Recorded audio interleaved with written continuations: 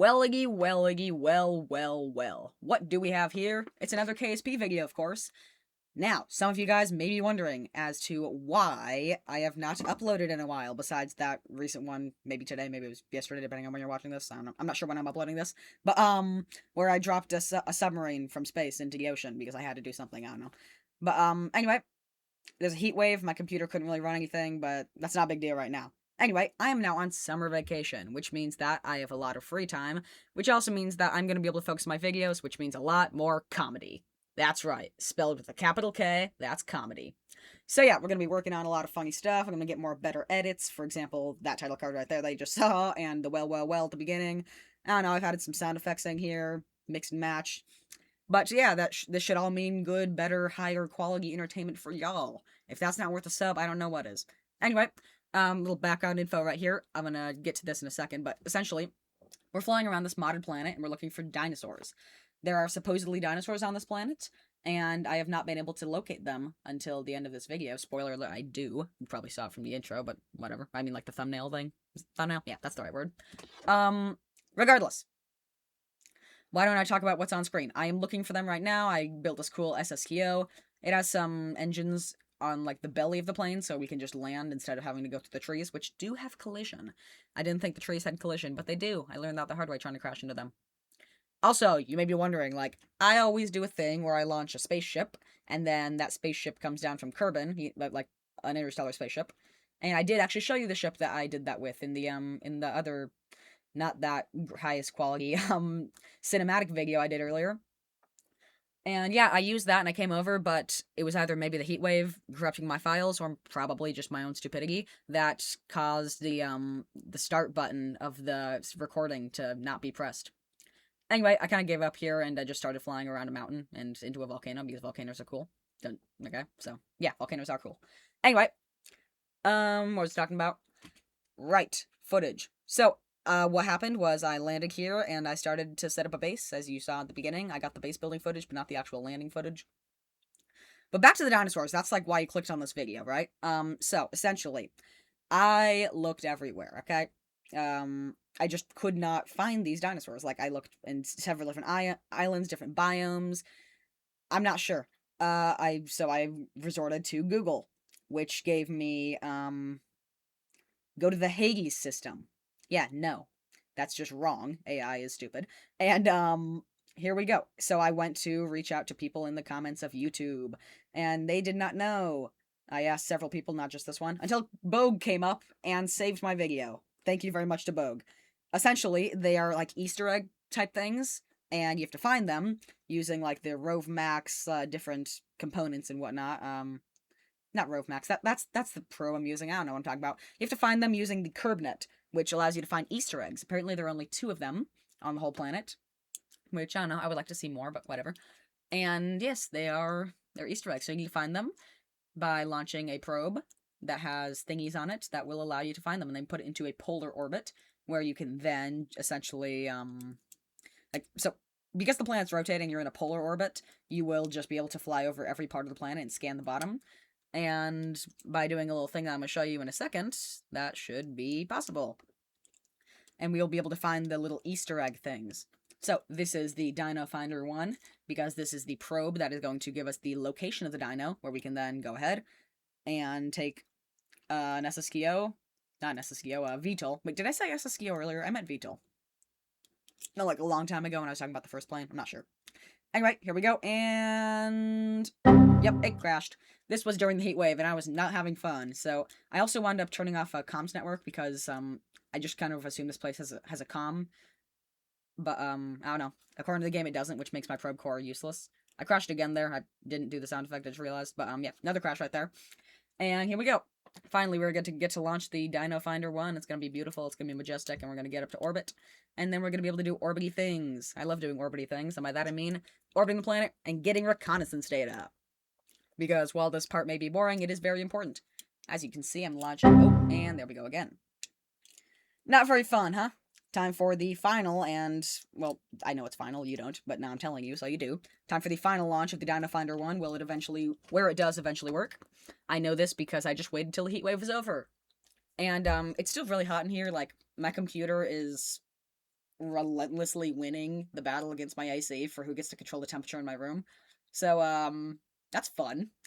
But, I think that it is very neat that, we get to record this stuff at all. I mean, I'm very lucky to have this PC that even lets me make all these videos, so I guess I should be grateful for that. Anyway, so we are going to get. I'm not sure what's going on the screen right here. It's been a while since I recorded this. Oh yeah, so we're inserting ourselves into a polar orbit, and yeah, it should be neat. I probably should have fast forwarded through all this. It's kind of boring. I don't know, but here we are. We're going to try and orbit between these two moons that neither of them throw us off our trajectory, because you don't want to orbit near a moon, because sooner or later you will collide or get near said moon and you'll be thrown off, and that'll suck.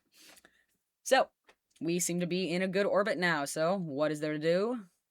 We can press the button. So we're just going to zoom out all the way and then keep spamming that. You can see on the little radar there. And I'm just trying to find a bunch of different, you can see I did this a lot. And I accidentally just blew myself up there. You may have missed it, but I turned on the Terrier engine, and I didn't have a decoupler to separate the last and final stage. I don't know, I over-prepped, I way over-engineered it. Probably could have gone to another planet with that, but regardless. Yeah, I did blow it up. But that was, even though I blew it up, we got valuable intel on everything. So, you may be wondering, atmospheric reentry, why aren't you just using the same VTOL that you used at the beginning of this video? The answer, it did not save. Again, I'm blaming the heat wave on this one, even though it's almost definitely my own stupidity. I'm not sure what I was trying to do here. Turboprop thing? I don't know. But here we go. We're going to build a new VTOL, a better VTOL, a much more fun VTOL without any vertical stabilizers whatsoever. Why? Because I forgot them, but it didn't seem to matter because I loaded this thing up with so many reaction wheels. And egregious part clipping, by the way. Because you kind of need to for an SSQ, or you need to be really good at piloting, and I am not the latter. So, cheating time. Not really cheating, it's just kind of part clipping, which I guess everyone does, but... Yeah, so putting in these reaction wheels makes it a lot easier to reorient yourself on landing, because imagine trying to land, but, like, you can't really control your direction. On a plane, you can control your direction normally, but that's because you're going fast, and the control surfaces on your wings and whatnot can push the air around. But if you're not going fast, there's not very much air rushing by to push around, so you can't really control yourself. That's why we need reaction wheels to land. Or you can just get good and plan it all out and do it well, but I'm not that good. Anyway, it is time to launch up into the sky using our VTOL engines. Kind of looks cheaty because you can't really see the plumes, but trust me, they are there. And we can fly around, and here I'm just trying to find the right direction to go. I think it's this way. And I found some great, awesome music to play while we do this adventure and journey, because I don't want to talk that much more. I'm kidding, talking is fun. I'm such a talker. And crashed. Okay, time to launch another one. Another one. Let's go, video, come on. How long are you going to stay here? I'm very upset at editing me right now. But am I going to go back and change it? No, because I've been sitting in this chair and it's like 90 degrees in my room and I need to go downstairs. But, here we go. It is time to go. I'll shut up now. There's probably music.